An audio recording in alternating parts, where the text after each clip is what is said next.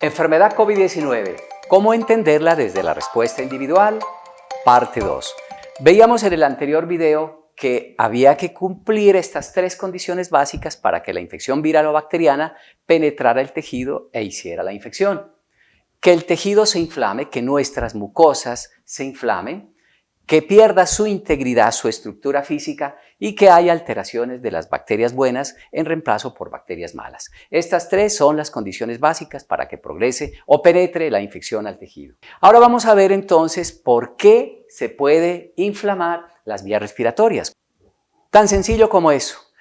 Una ciudad de alta contaminación ambiental, ¿sí? Cualquiera de la ciudad, este es Bogotá, por ejemplo, tiene un alto grado de contaminación ambiental. Se llama materia particulada o distintos gases tóxicos que nos están inflamando constantemente las vías respiratorias altas y bajas. Mueren más o menos 1.150.000 personas en el mundo por contaminación ambiental. La rinitis también es otra causa de inflamación pulmonar. La rinosinusitis implica inflamación de estas estructuras de las vías respiratorias altas. Con cada crisis hay inflamación pulmonar porque se producen sustancias desde la nasofaringe que inflaman las vías respiratorias bajas. Por eso estas personitas a veces tosen y a veces tosen con flema. O sea, la rinosinusitis es una causa de inflamación de las vías respiratorias bajas. Otra causa por las cuales se inflaman los pulmones y los bronquios. El reflujo gastroesofágico consiste en la devolución del alimento desde el estómago hasta las vías respiratorias altas, que por lo general la persona no lo siente en su nasofaringe o en la garganta, si acaso un poco de carraspera. Pero es frecuente que estas personitas también tosan. Esto es un fenómeno químico-mecánico porque este contenido llega hasta la nasofaringe, sobre todo en la noche, y inflama las vías respiratorias altas, o sea, la nasofaringe y también el pulmón. Por eso estas personas suelen tener rinitis congestiva, no es propiamente una rinitis alérgica, de esa que pica, no, sino que se le tapa su nariz, pero de igual manera está inflamado y también inflama el pulmón. Pero hay otro fenómeno neurológico e inmunológico importante por la cual se inflaman las vías respiratorias bajas, pulmón y bronquios. Esta estructura posterior es el esófago y la anterior es la tráquea. Estas dos estructuras nacen de la misma porción embrionaria, ¿sí? O sea, cuando somos embriones salen como del mismo pedacito. Por lo tanto, comparten las mismas raíces nerviosas. Y cuando dos órganos o más comparten las mismas raíces nerviosas, también comparten la inflamación. Entonces, si hay reflujo, el contenido gástrico se devuelve hasta el esófago, a cualquier porción, no tiene que ser hasta la nasofaringe, sino puede ser a la mitad, por ejemplo.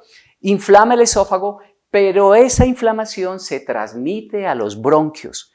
Por eso las personas que tienen reflujo tosen. Esa es la inflamación neurogénica, así se llama en medicina. Hay otro fenómeno de carácter inmunológico. Se llama el fenómeno homing de los leucocitos. El intestino tiene aproximadamente el 80% de las células del sistema inmune. Imagínense eso, el 80%. De tal manera que si nuestro intestino está bien, nuestro sistema inmune está tranquilito, está en paz, está armónico, está en homeostasis.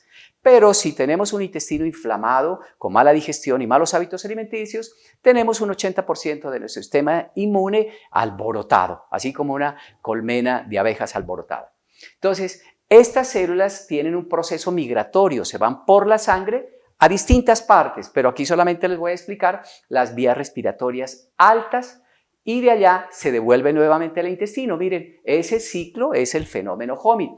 Desde aquí parte el sistema inmune, desde el intestino a las vías respiratorias altas y baja, ¿sí? El problema es que si el intestino está inflamado, las células del sistema inmune de aquí del intestino también son células inflamatorias con las sustancias que producen ellas. De igual manera van a inflamar a las vías respiratorias altas. Y no solamente eso, también parten al pulmón y de allá vuelven nuevamente. Entonces, si tenemos un intestino en malas condiciones con una enfermedad intestinal inflamatoria, tipo intestinos irritables, tipo estreñimiento crónico, reflujo, gastritis, y no necesariamente eso, con síntomas de mala digestión es suficiente para que nuestro intestino tenga problemas inflamatorios, que sus células sean del carácter inflamatorio.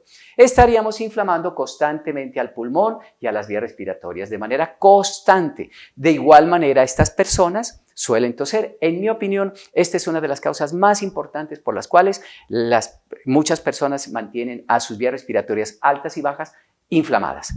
En estas condiciones, entonces, ya la infección franqueó las primeras barreras físicas y la infección se establece en un tejido que está inflamado, y la infección progresa de manera indefinida con resultados a veces fatales. Este puede ser perfectamente el coronavirus. Conclusiones.